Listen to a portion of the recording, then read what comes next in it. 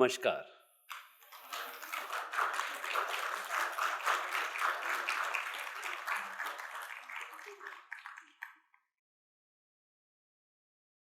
बहुत बहुत धन्यवाद, आप सब लोग यहाँ आए, कहाँ कहाँ से, दूर दूर से। हार्दिक धन्यवाद। आपकी शुभकामनाओं के लिए आपका धन्यवाद, इस स्नेह के लिए आपका धन्यवाद। 10,000 कारण हैं आपसे मोहब्बत करने के मेरे पास, किस किस बात का धन्यवाद करूं। सो एक ही बार में कह लीजिए, बहुत बहुत धन्यवाद।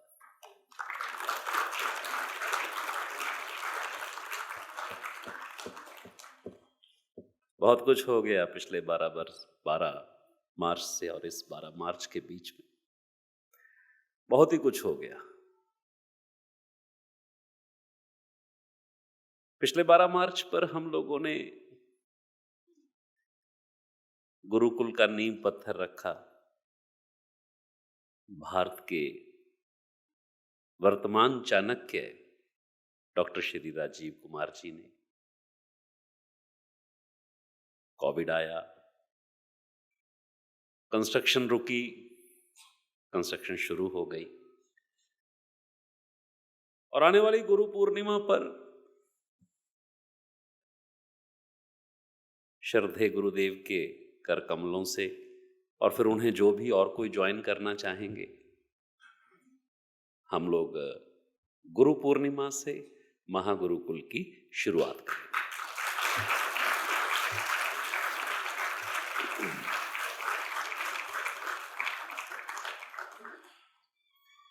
पिछले 12 मार्च को मैंने कुछ छोड़ा था, छूटा नहीं था मुझसे। अंतर समझ रहे हैं ना? जो मैं नहीं कर पाया वो आप लोगों ने कर दिखाया। सच में कोविड के दौरान मैं ये कागज इसलिए अपने साथ रखे ताकि मैं फैक्ट्स के साथ आपसे बात कर सकूं। कोविड के दौरान सनातन ज्ञान की धारा रुकी नहीं, क्योंकि सनातन तो रुकता नहीं है। जो देश काल और परिस्थितियों में भी तटस्थ रहता है, जो धारा बहती रहती है, वही सनातन है और उसे धारण करने वाले हम सभी सनातनी हैं, है ना? देश काल परिस्थितियां हमें नहीं रोकती।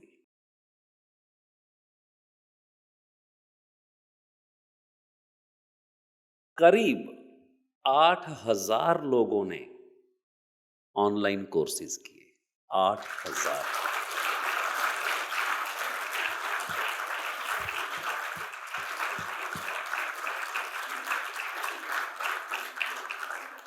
तो मैंने कहा ना, मैंने तो छोड़ दिया, छूटा नहीं। अंतर समझना। और कोविड के पहले 2012 से लेकर 2020 तक 8 वर्षों में भी 8,000 लोगों ने कोर्स नहीं किए थे।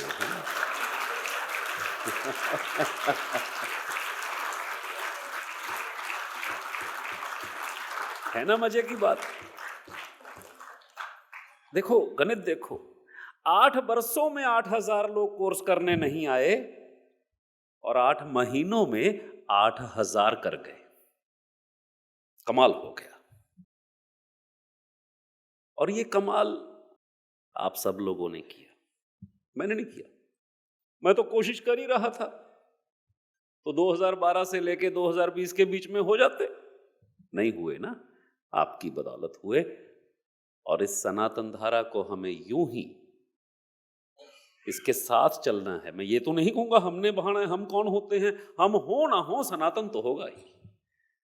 हमें प्रवाहमान उसके साथ होना है और मुझे बहुत खुशी है और मैं बहुत बहुत बधाई देता हूं उन सभी ट्रेनर्स को जो कि आज इसी कोविड के दौरान 108 ट्रेनर हैं महावास्तु के जो इसी दौरान खड़े हुए। 108 ट्रेनर 8,000 नए महावास्तु परिवार के सदस्यों के साथ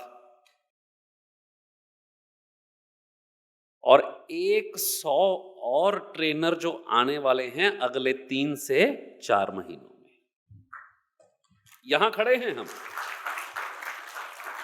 तो मैंने छोड़ा कहां? 108 ने पकड़ लिया। ये 1 से 108 होना था, अब 1008 होना है, फिर 1,08,000 होना है। ये संख्या यूं ही बढ़ती रहेगी और मुझे बहुत खुशी है। मैंने एक प्रयास किया था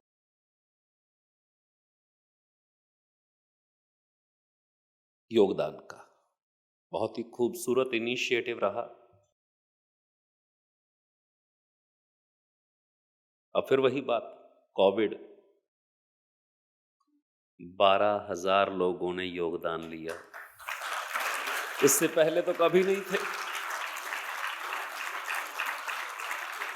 ये संभव हो गया तो इसका अर्थ है कि राह में रोड़ा तो मैं ही था, मेरा ही थोड़ा साइड में हटना जरूरी था।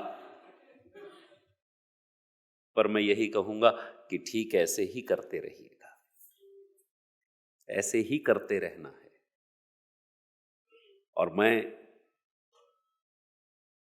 अपने इस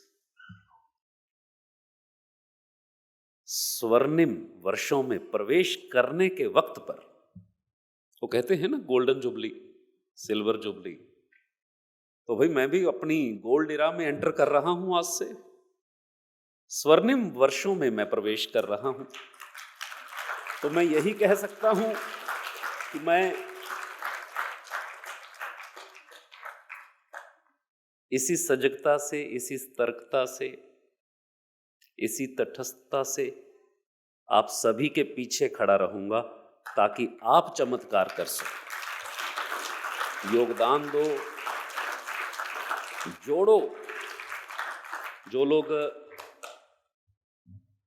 अपनी खुद की सनातन परंपरा से डिविएट हो गए हैं, विमुख हो गए हैं, उनको वापस रीइंस्टेट करें। हम सभी मिलकर करें, सभी को मिलकर करना होगा। बहुत खुशी है और जोर शोर से हम लगेंगे, क्योंकि ये थोड़े दिन लगता है कि अपने लिए कर रहे हैं, पैसा कमाने के लिए कर रहे हैं, नाम कमाने के लिए कर रहे हैं, हम अपने आप को प्रूव करने के लिए कुछ कर रहे हैं। ये सब मन के वहम हैं।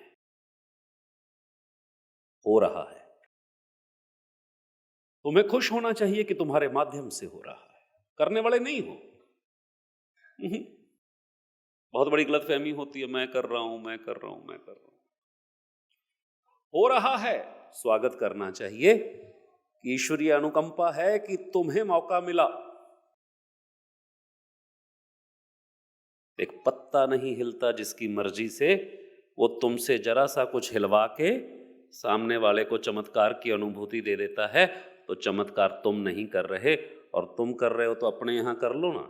याद रखना ये बात है, याद रखना, भूल मत जाना। अपने यहां कर लो, किसने रोका? खुद तो फटीचर हालत में घूम रहे हो और दूसरों को फंडे दे रहे हो। हाँ, ऐसे होता है क्या?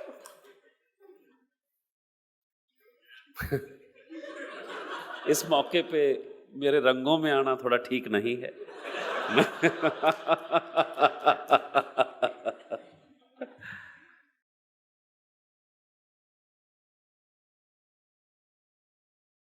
तो बहुत अच्छा रहा और आप लोग बहुत अच्छा कर रहे हो और करोगे भी।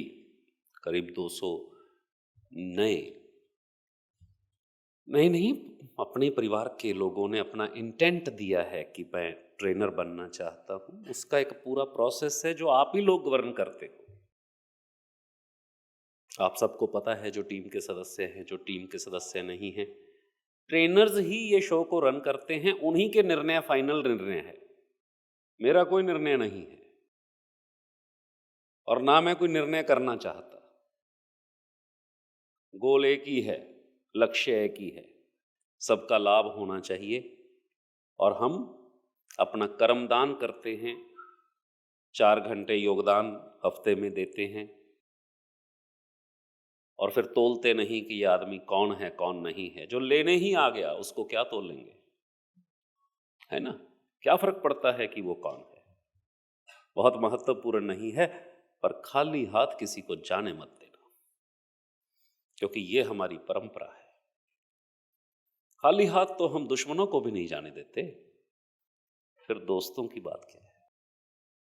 मैत्री भाव से करते रहना है। तुम उसका हाथ बटाओ लोगों को सुखी करने के लिए, वो तुम्हारा बटाएगा। मैंने तो यही देखा है।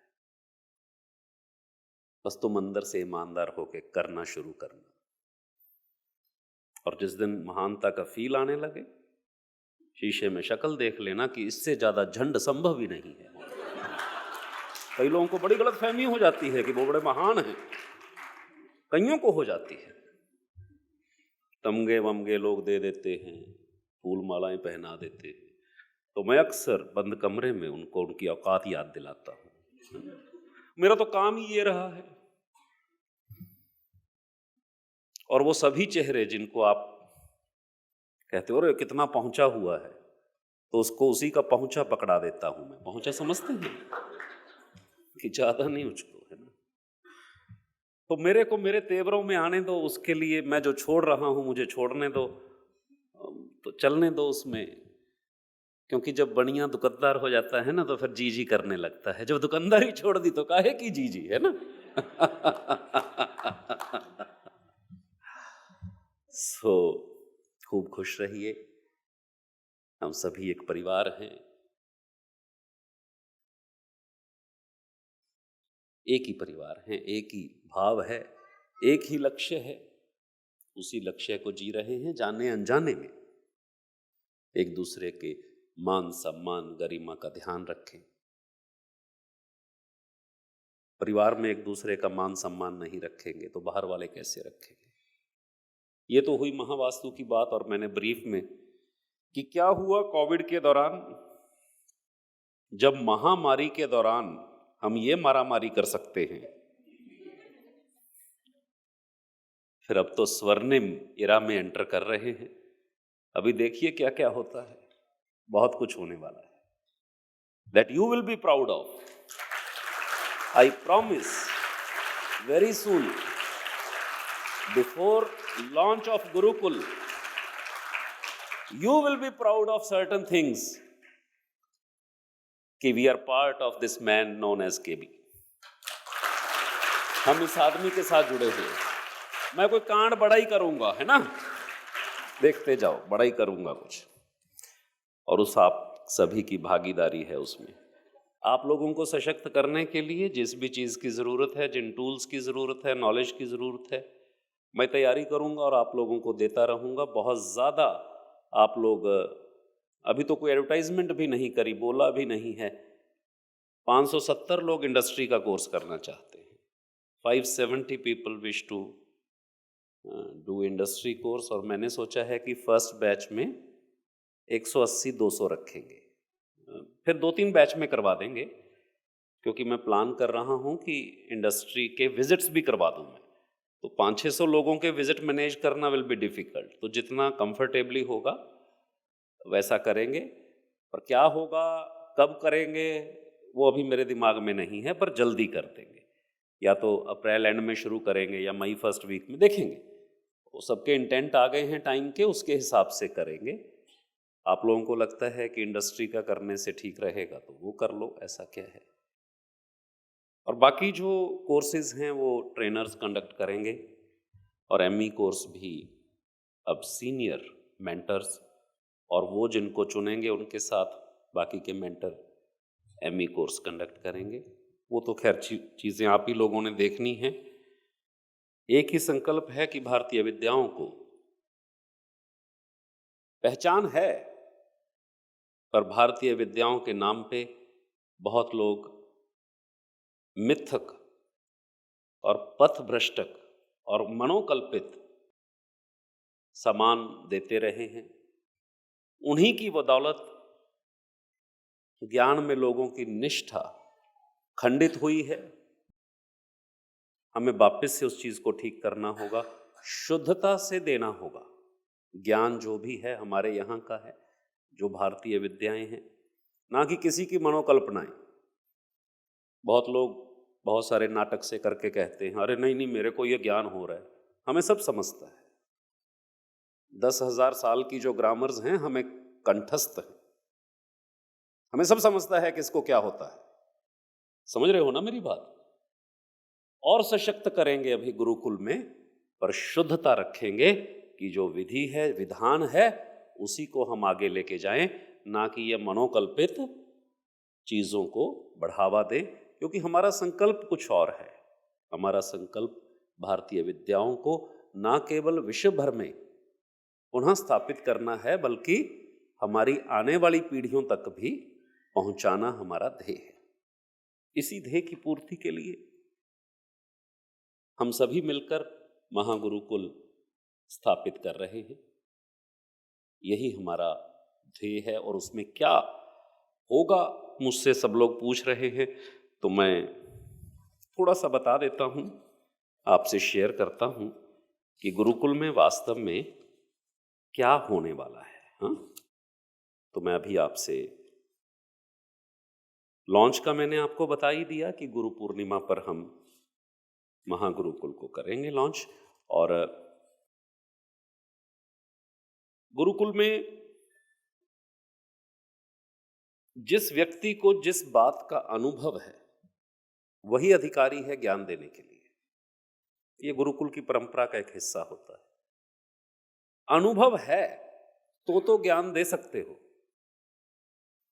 प्रधानमंत्री बन गए तो राजनीति पे बोल सकते हो, अन्यथा गुरुकुल अलाउ नहीं करता।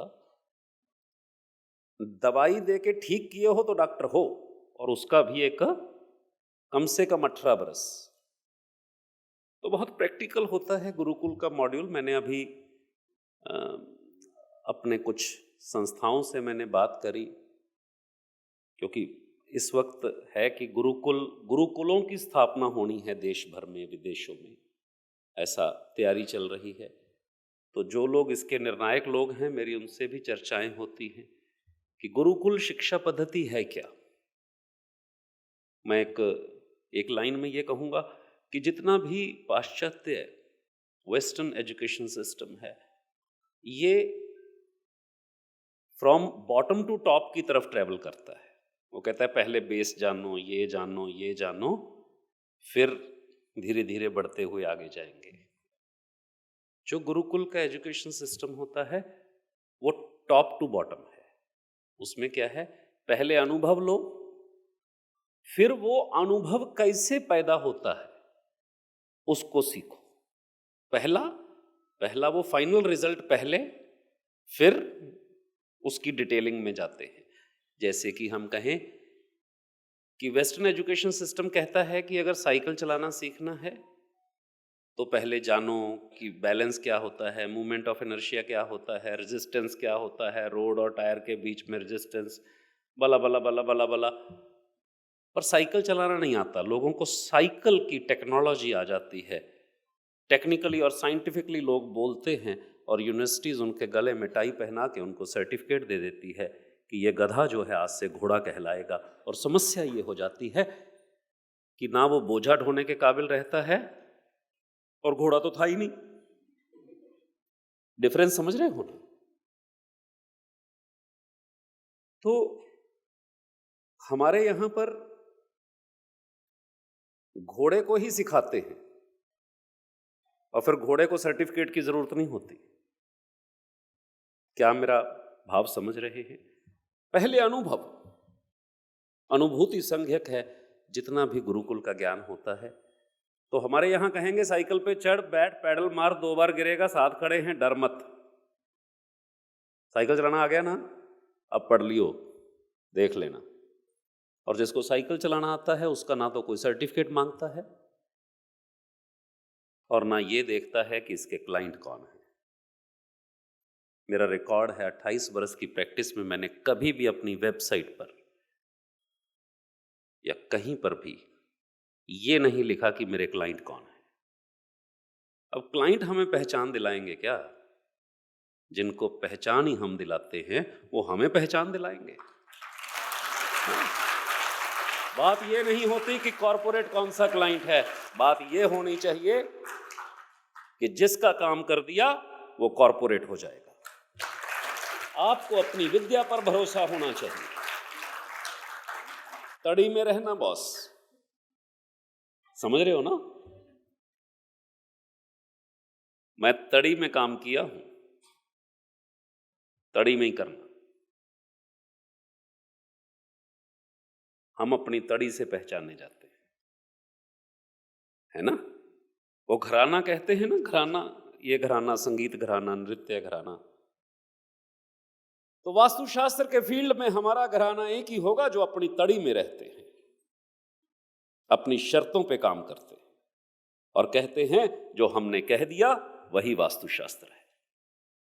इसी परंपरा को निभाना, पर इसके लिए खुद को साधना।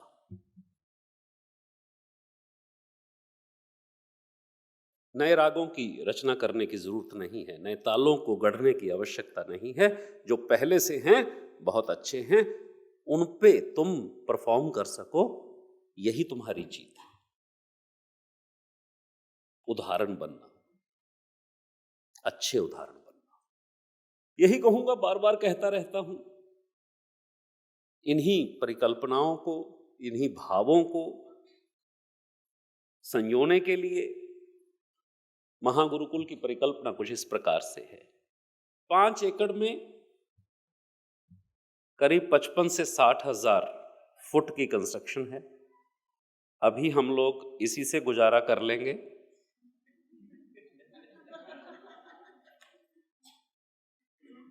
एक क्लाइंट को बहुत बरस पहले 500 गज किराए में एक फैक्ट्री लगवाई थी। उसकी 20वीं फैक्ट्री 50 एकड़ में लगी थी 8 साल के बाद। यहां 5 एकड़ से शुरुआत कर रहे हैं, देखते हैं 8 साल में क्या होता है ना? 500 गज से अगर 50 एकड़ होते हैं तो 5 एकड़ से कितने एकड़ होंगे वो देखते हैं। यहां से हम प्रवेश करेंगे गुरुकुल में, और ये जो ब्लॉक है यहाँ पर वेटिंग का एरिया है, और फिर यहाँ पर करीब 6-7 लोगों की टीम बैठी होगी। जैसे आप लोग वीज़ा सर्विसेज में जाते हैं तो वहाँ सपोर्ट टीम बैठी होती है, तो वो मार्गदर्शन करेंगे कि क्या आपको गुरुकुल का टूर करना है। सिर्फ कुछ लोग होंगे जो 1-1.5 घंटा रुकेंगे, टूर करेंगे और निकल जाएंगे। कुछ लोग होंगे जो योगदान लेंगे। तो ये जो 2 पिरामिड दिखाई दे रहे हैं, ये वाला और ये वाला, यहां पर एक एक पिरामिड में 8-8 कंसल्टेंट बैठे हैं, यानी कि 16 लोगों की टीम अपनी रहेगी। कुछ लोग प्रकृति पर योगदान देंगे, प्रकृति के अनुसार क्या ठीक है क्या ठीक नहीं है। कुछ लोग वैदिक ज्योतिष पर, कुछ लोग महावास्तु पर, कुछ लोग आयुर्वेद पर। तो भारतीय विषयों के जो विशेषज्ञ हैं और आप सभी जो आचार्य हैं या जो लोग इंटर्नशिप करना चाहते हैं मेरे साथ गुरुकुल में, यहाँ पर 365 दिन योगदान निशुल्क होगा। 4 घंटे नहीं, सुबह से शाम होगा, रोज होगा और 365 दिन होगा।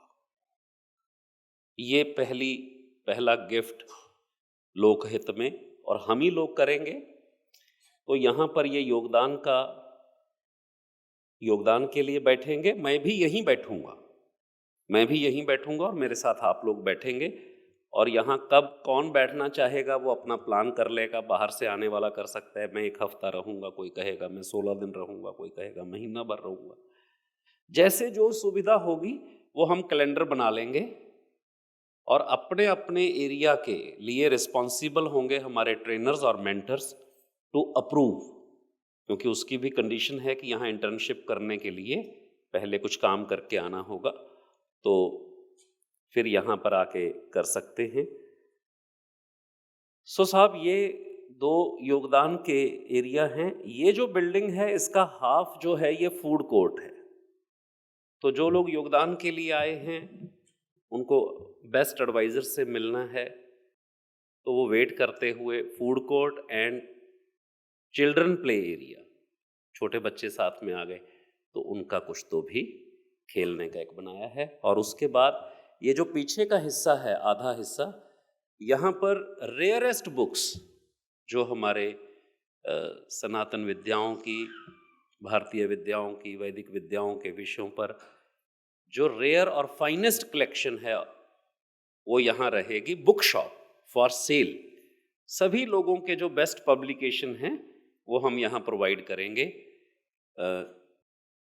बुक शॉप रहेगी और छोटी मोटी, और ऐसा कोई बहुत ज़्यादा नहीं, बट कोई भी भारत में आता है तो उसको होता है कि मुझे एक सिंगल डिस्प्ले मिल जाए वैदिक सब्जेक्ट्स के ऊपर।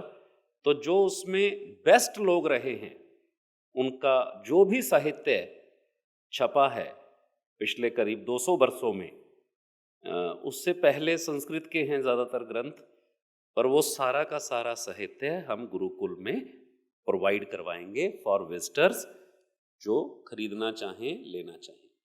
और यहाँ पर ये जो बिल्डिंग है इसके 2 हिस्से हैं। एक तरफ यहाँ पर है, यहाँ पर एक योगासन का एक हॉल है, ताकि जो लोग सुबह सुबह यहाँ आकर योगा करना चाहें और कोई स्पेशल ट्रेनर योग के आए, कोई प्राणायाम के आए, तो वो क्लासेस ले सकें, मॉर्निंग क्लासेस या जैसा भी।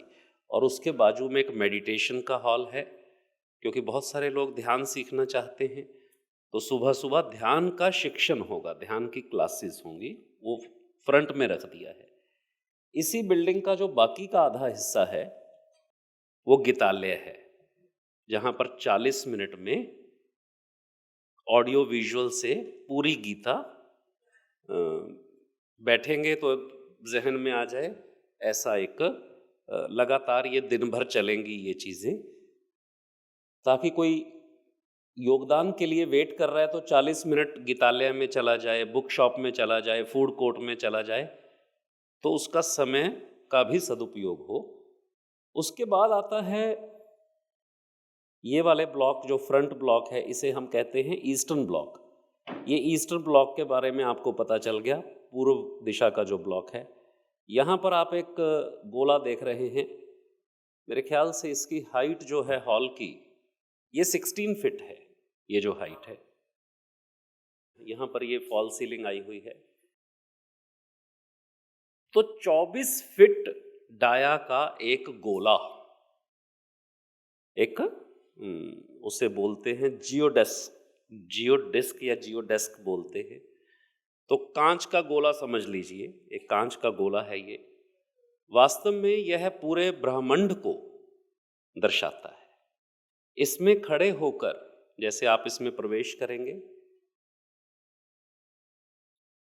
तो वहां पर जितने भी नक्षत्र हैं, क्योंकि वैदिक नक्षत्र वास्तव में 48 हैं, 27 नक्षत्र तो जॉडियक बेल्ट पर हैं, बाकी ऊपर और नीचे हैं।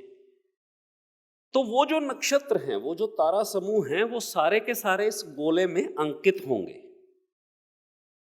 आइडियली तो हमें प्लेनेटोरियम चाहिए ताकि मैं आप लोगों को वास्तविक दिखा सकूं, पर वो ना सही, हम इसमें एलईडीज लगा के दिखा सकूं मैं आपको, फिर आप जहां मौका लगे रियल टाइम अश्विनी नक्षत्र कौन सा है, ये नक्षत्र कौन सा है, ये देख सके। ये क्यों है? ये जो ब्लॉक है हमारा, ये साउथ ब्लॉक है, वास्तव में इसमें 2 स्कूल हैं, एक है वेदों का स्कूल और एक है आयुर्वेद का स्कूल। तो वेदों की परिकल्पना कहां से शुरू होती है?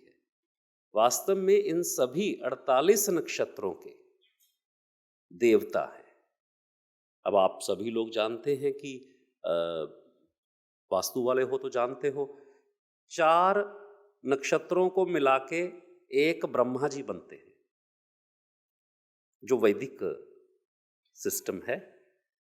तो इसलिए कहते हैं ब्रह्मा जी के 4 मुख हैं, इसीलिए कहते हैं। वो हम यहां दिखाएंगे कि ये देखिए, ये 4 नक्षत्रों का कॉम्बिनेशन ब्रह्मा कहलाता है। और फिर यहां यहां ये नक्षत्र हैं, इनके देवता ये हैं। तो ये बेसिक टर्म्स हैं ब्रह्मांड की। उन टर्म्स को कैसे यूटिलाइज करके वेद लिखे हुए हैं। तो वेदों को समझने के लिए सबसे पहला विषय है ज्योतिष। तो वो कौन सा ज्योतिष? वैदिक ज्योतिष। वैदिक ज्योतिष के लिए ब्रह्मांड क्या है? ये गोला उस ब्रह्मांड को रिप्रेजेंट करता है। तो यहां पर ये होगा और इससे इस गोले का कनेक्शन होगा इस वाले रूम से। यहां पर जो रूम है ये सनातन दर्शनालय है। सनातन दर्शनालय क्या होता है कि हमारा जो फिलॉसफी है, वैदिक फिलॉसफी है, ये क्या है? वेद हैं, वेदांग हैं, दर्शन शास्त्र है। दर्शन के बाद हमारे जो ब्राह्मण ग्रंथ हैं, आयर्णक है, क्या है ये सारा आर्किटेक्चर हमारी नॉलेज का क्या है? तो वो सनातन दर्शनालय है, जहां पर व्यक्ति प्रवेश करेगा, वहां पर वॉल पे पूरा इन्फोग्राफ लगा होगा और वहीं पर रखा होगा कि इतने नंबर की अलमारी में आप वेद निकाल के देखिए, ताकि सनातन साहित्य का पूरा दर्शन हो सके। देख तो लें वेद क्या हैं, पुराण क्या हैं, उपनिषद क्या हैं, शास्त्र, ये सारा का सारा वहां पर सनातन दर्शनालय होगा फॉर विजिटर्स, ताकि हमारे बच्चे वहां जाएं, देखें कि हमारा ये कुछ है। फिर ये सब कुछ जो लिखा गया है उसके लिए ब्रह्मांड की कल्पना क्या है? वो ये 24 फुट का एक ग्लोब है, जिसके अंदर खड़े होके हम बताएंगे लोगों को कि हम कैसे सोचते हैं, वैदिक विषय क्या है। और जितने भी हमारे मंदिर हैं, जितनी हमारी रिलीजियस बिल्डिंग्स हैं, वो वास्तव में नॉर्थ साउथ ईस्ट वेस्ट से अलाइन नहीं होती। हम वास्तु में 16 दिशा की बात करते हैं, देवताओं की दिशाओं की बात करते हैं। वास्तव में ये magnetic north east west, north south से अलाइन नहीं होता। ये स्टार अलाइनमेंट्स का खेल है। कौन से तारों से भवन को कैसे अलाइन करना है, तो उसमें वही शक्ति कैसे पैदा होती है, वो चीज पिक्टोरियल है। अगर मैं थ्योरेटिकली बोलूंगा तो दिखेगी नहीं। तो ये सारा का सारा मॉड्यूल वो दिखाएगा कि how to align a building और anything on earth to make it more powerful, to make it effective. तो वो वैदिक विद्याओं का जहां से शुरुआत होती है वो हम इस हॉल से दिखाएंगे। और फिर उसमें आता है आगे कि जो वैदिक मंत्र हैं और जो हवन है, ऐसा मैंने प्रयोग भी किया। हम लोग एक स्पेशल धूप बनाकर देते रहे हैं ऑटो इम्यून डिसऑर्डर्स के लिए और उन न्यूरोलॉजिकल प्रॉब्लम्स के लिए जिनके मेडिकली इलाज नहीं। बहुत बहुत ऐसा कोई क्लोज वन होता है तो मैं वो धूप बना के देता हूँ। 15 दिन के अंदर उनकी वो न्यूरोलॉजिकल प्रॉब्लम्स दूर हो जाती है। वो सारे के सारे वैदिक हवनों से निकली हुई चीजें हैं। अब वो वैदिक हवन जो आयुर्वेदिक औषधियों के साथ होते हैं और शुद्ध मंत्र उच्चारण के साथ, वो यहां पर लगातार होंगे और उसमें शेड्यूल बना हुआ होगा कि मेडिकली इन न्यूरोलॉजिकल प्रॉब्लम्स और ऑटो इम्यून डिसऑर्डर्स के लिए यह निशुल्क चिकित्सा सेवा महागुरुकुल की ओर से है। बस आपको आके बैठना भर है। आप फलां दिन आके बैठ जाइए, वहां का धुआं खाइए, पहले रिपोर्ट करा के आइए, धुआं खाइए, वापस जाइए और फिर से रिपोर्ट करवाइए। बाकी आपका डॉक्टर समझा देगा, है ना। हमें नहीं जानना, हमने क्या करना है जान के, हम तो जानने जनाए हैं, हमने क्या करना है जान के, है ना। उसका साइंटिफिक रीजन ये है, इसके लिए यूएसए से भी कुछ न्यूरोलॉजिकल डॉक्टर्स जो हैं बहुत वेल क्वालिफाइड, वो हमसे हाथ मिलाने को तैयार हैं। किस बात के लिए? कि हम सब कुछ करेंगे यहाँ आके। इसका रहस्य ये है, वेदों का आपने सुना होगा कि अग्निदेव देवताओं के लिए भोजन लेकर जाते हैं। ऐसा तो सुना होगा, पंडित जी लोग बार बार बोलते हैं। तो वो बात ऐसे नहीं है, मेटाफरिक नहीं है, ऐसी ऐसी कह दिया, ऐसा नहीं है। उसके पीछे का रहस्य यह है कि जो नाक से ब्रेन में जाता है वो डायरेक्ट ब्रेन में जाता है, बाकी सभी सेंसेस से जो कुछ भी जाता है वो फिर बाद में फिल्टर होके हाइपोथैलेमस के थ्रू कंट्रोल हो जाता है। तो नाक के थ्रू यानी फ्यूम्स के थ्रू जब हम आयुर्वेदिक की आहुतियां डालते हैं तो नाक के द्वारा जो शरीर में प्रवेश कर जाता है वो सीधा ब्रेन में घुस जाता है, अदरवाइज ब्रेन में घुसने का कोई तरीका नहीं है। और मैंने इसी बात के ऊपर प्रयोग किए, पर अब बीइंग वास्तु वाला ये सब तो चीजें बेकार की थी, तो इसलिए वास्तु को छोड़ना जरूरी था ताकि हम असली काम कर सकें। और हम लोग मिलजुल कर करेंगे। और आपको जानकर खुशी होगी कि हमारे भारत में भी जो शीर्षस्थ संस्थाएं हैं चिकित्सा के क्षेत्र की, उनके शीर्षस्थ लोग हमारे साथ हैं। वो बोले बिल्कुल हम मिल के करेंगे, और उन सभी से आप यहाँ गुरुकुल में मिलेंगे। और उनकी पब्लिक में पहचान है कि ये देश के सबसे बड़े न्यूरोलॉजिस्ट हैं। और मज़े की बात ये है कि देश के सबसे बड़े संस्थान में बैठे हुए हैं और यहाँ पर वो हवनों के द्वारा न्यूरोलॉजिकल प्रॉब्लम्स के इलाज करेंगे। करने वाला भी वही होगा, क्योंकि गुरुकुल का सिद्धांत है। क्या सिद्धांत है? तुम्हें क्या होना चाहिए? अनुभव होना चाहिए। तो वही टॉप अथॉरिटीज करेंगी। And this is a Gurukul without a गुरु। हाँ, यहां कोई गुरु जी नहीं होंगे। हाँ, ये ध्यान में रखना। यहां सिर्फ मैत्री भाव के लोग होंगे। कोई ड्रेस प्रोटोकॉल नहीं होगा। कोई अपन त्योहार व्यवहार पे ठीक है, बट अदरवाइज ये एक वैदिक घर है। ये वैदिक घर है, सबका है ना। कोई ऐसा नहीं कि स्पेशल गुरुजी होंगे, ये होंगे। नहीं नहीं नहीं, होली है, हम सारे ही गुरुजी हैं, काहे दिमाग लगाना, है ना। अब तो चेले चाहिए, अब तो चेलों की बाढ़ हम लाने वाले हैं कि भाई हम तो चेले हैं, चेला बना ले हमें, है ना। गुरुओं के तो बस की रही नहीं। सो ये जो है पीछे वाला ब्लॉक, ये वाला मैनेजमेंट ब्लॉक है। ये जैसे परम श्रद्धेय गुरुदेव वर्णेकर सर आते हैं तो उनके साथ कुछ विशेषज्ञ आते हैं, उनका अतिथि गृह है, ताकि उनके लिए हम जैसी शुद्धता चाहिए वैसी शुद्धता मेंटेन कर सके। बहुत से लोग इसलिए ट्रैवल नहीं करते हैं जो वैदिक विद्याओं के विशेषज्ञ हैं, क्योंकि उनको वो शुद्ध वातावरण नहीं मिलता, इसलिए वो ट्रैवल नहीं करते। पर मैंने सोचा हम वो सेवा प्रोवाइड करेंगे, ताकि जो हिमालय में भी बैठा है वो हिमालय में, तिब्बत में और इधर उधर बथेरी जगह बैठे हैं, तो मैं उनको कहता हूँ हो लिया, अब आ जाओ। हो गया, वहाँ कब तक बैठे रहोगे ऊपर ना। सो ये अपना यही हॉल है। ये हॉल देख रहे हैं ना, ये इससे थोड़ा सा बड़ा हॉल है, सत्संग हॉल कह लीजिए अपना। और इसके पीछे खाना खाने की जगह है। ये सब वही है। ये जो ब्लॉक है उत्तर दिशा में, ये ब्लॉक बहुत ही इंटरेस्टिंग है। षोडश कला सुनी तो है सबने, पता नहीं है कौन सी है। 16 कलाएं। और वास्तव में गुरुकुल 16 कलाओं की शिक्षा देता है, 15 की देता है टेक्निकली, बोलने में 16 कह देते हैं। और 16 कलाएं क्या है? जैसे ये लकड़ी है, इसमें एक ही कला है, क्योंकि इसका एक ही प्रयोजन हो सकता है, इसकी गुणवत्ता। किसी में 2 कला है, किसी में 3 कला है।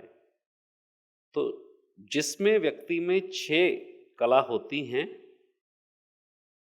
वो एक सम्राट व्यक्ति माना जाता है। जिसमें 8 होती हैं वो मुखिया जाना जाता है अपने समाज का।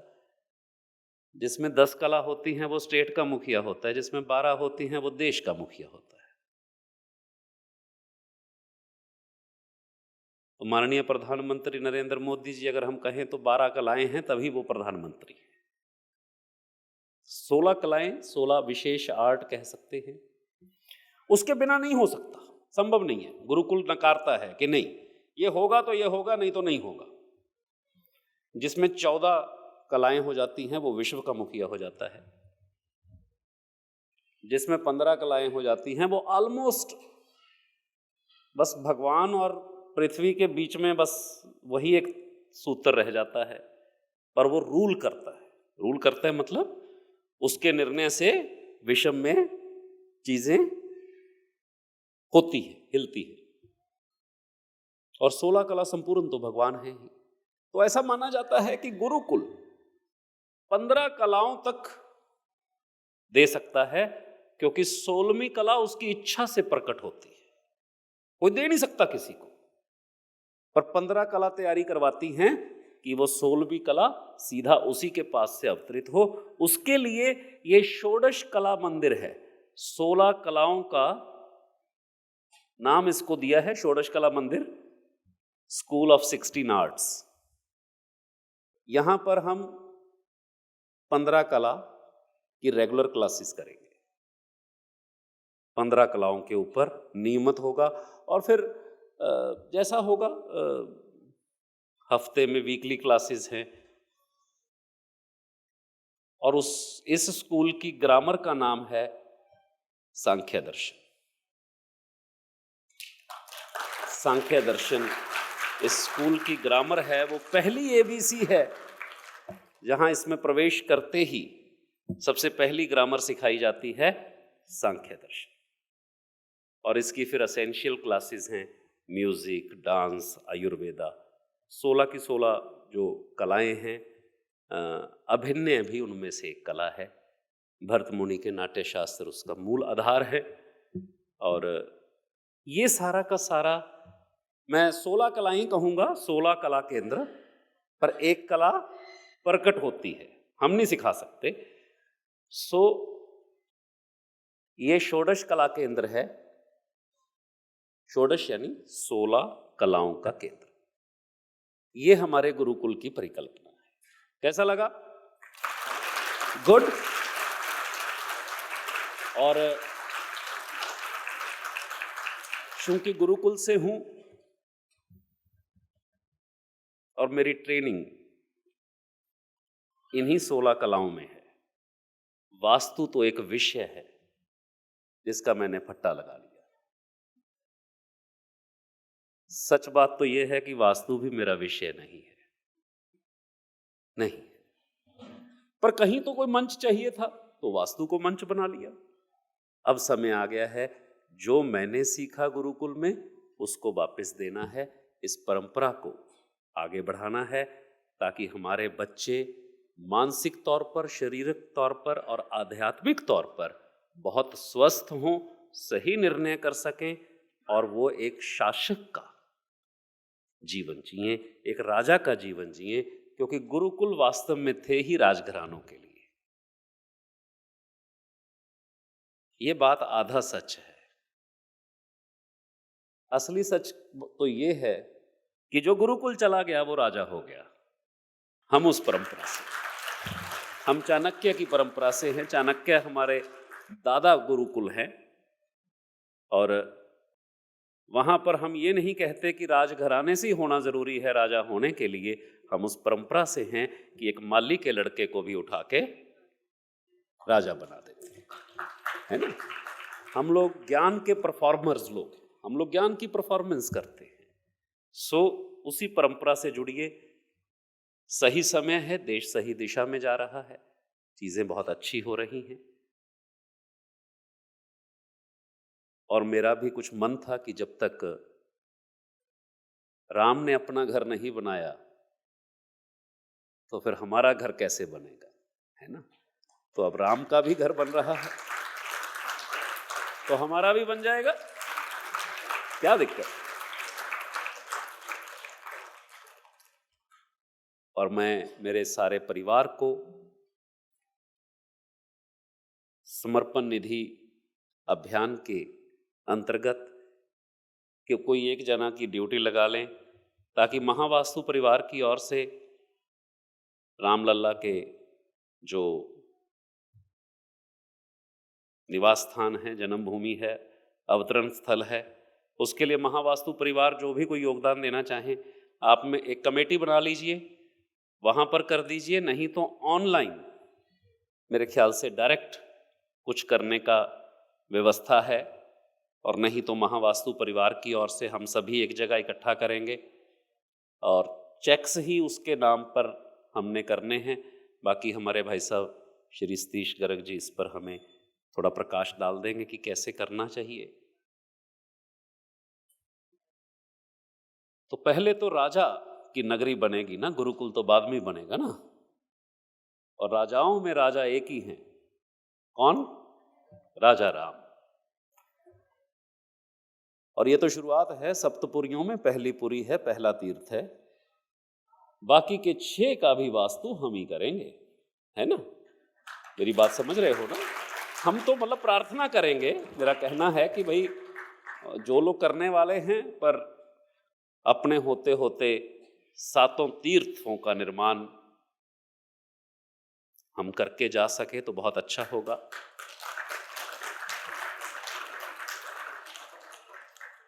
सप्त तीर्थों में सबसे पहला तीर्थ है अयोध्या।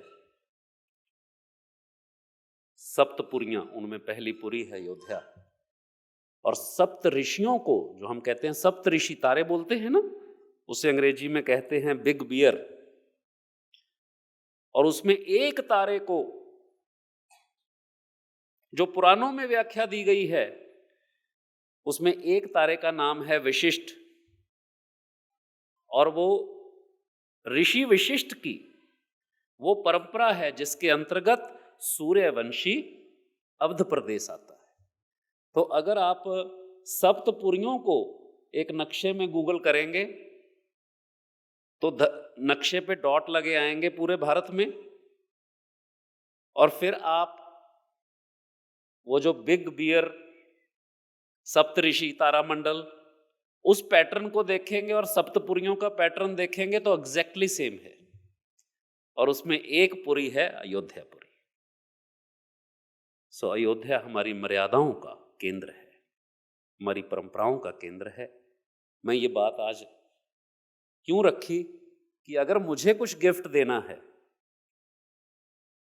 तो चलो रामलल्ला का आंगन सजा देते हैं। मेरा गिफ्ट तो यही है, एक एक ईंट उसी के नाम की, मैं तो उसी में खुश हूं। इसलिए मैंने अपना भाव रखा।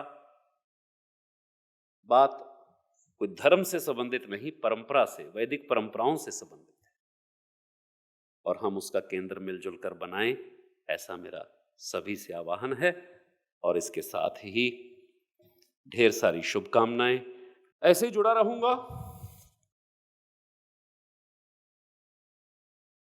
और कुछ मिशंस पर हूं मैं, उन पे रहूंगा, आपसे शेयर भी कर लिए।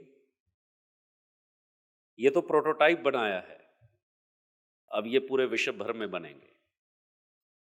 हम उदाहरण सेट करेंगे कि हमारे गुरुकुल क्या देते हैं।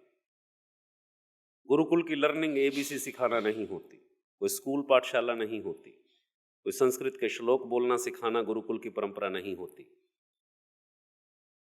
हम जीवन सिखाते हैं। बच्चे को पता भी नहीं चलता, जब उसे 16 कलाओं में से गुजार देते हैं, उसका दिमाग ऐसा हो जाता है कि जहां से वो निकल जाता है, लोग कहते हैं कि तेरी लीडरशिप चाहिए, तेरी लीडरशिप चाहिए, तेरे हम अंतर्गत रहेंगे। वो सारी ट्रेनिंग्स यहां होंगी, पहले यहां होंगी और फिर इसका और सरलीकरण करेंगे। और मैं चाहता हूं कि भारत के हर जिले में ये छोटे छोटे स्कूल हम बनाएं, जहां पर जाके हम जो ट्रेनिंग देंगे वो प्रज्ञा की ट्रेनिंग है, वो अनुभूतियों की ट्रेनिंग है।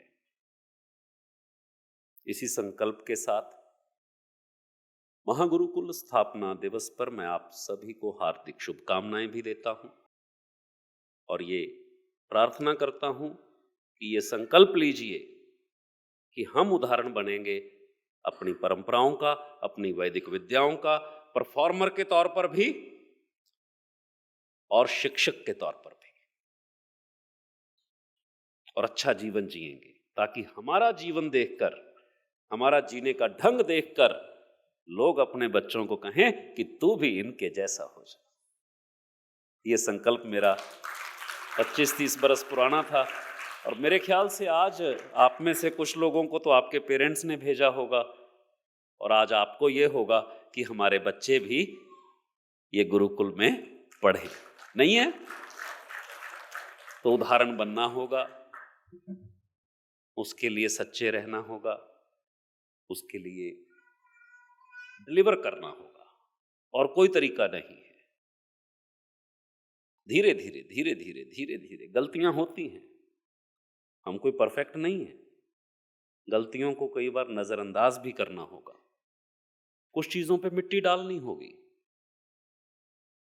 पर हमने क्या डिलीवर किया ये हमारी चेकलिस्ट होनी चाहिए। समय, ध्यान, पैसा, जिसके पास जो है, और किसके निमित्त? परंपराओं के प्रवाह के निमित्त, ताकि सभी सुरक्षित रहें, सुखी रहें, स्वस्थ रहें, समृद्ध रहें। मेरा गुरुकुल ये कहता है, ये आध्यात्मिक गहराई तो बैलेंस शीट में दिखाई देती है, बाकी कहीं नहीं। इसलिए ये गुप्त विद्याएं कही गई हैं कि मूर्खों के कानों में पड़ गया तो चुभेगा उनको, है ना? हाँ, चुभेगा, क्योंकि मूर्खों ने तो कहा लक्ष्मी और सरस्वती का आपस में कोई संबंध नहीं है। मूर्खों ने कहा, उसको और मूर्ख च्युंगम चबाते रहते हैं।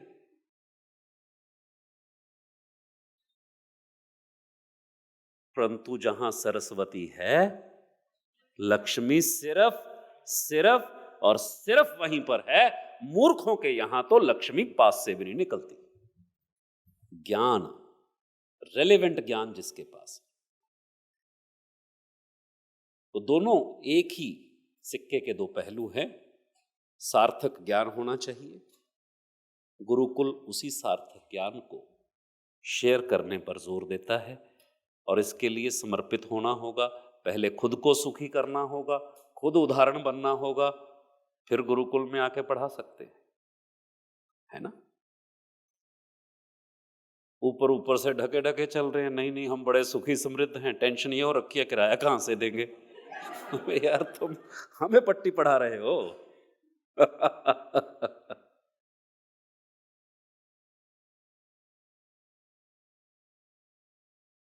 कई लोगों ने बड़े अच्छे मुझे तमगे दिए। एक मित्र ने बहुत स्नेहवश कहा अभी पीछे, बोले कम से कम 10 लाख कमीना मरा होगा जब तू पैदा हुआ होगा।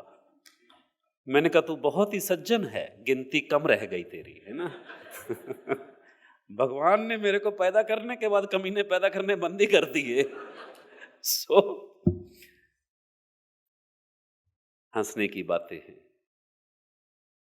बार बार कहूंगा, किसी का गलत मत करना, नुकसान मत करना, अच्छा करना, अच्छा भाव रखना, दुआ देना, प्रार्थना करना, बाकी उस पे छोड़ देना।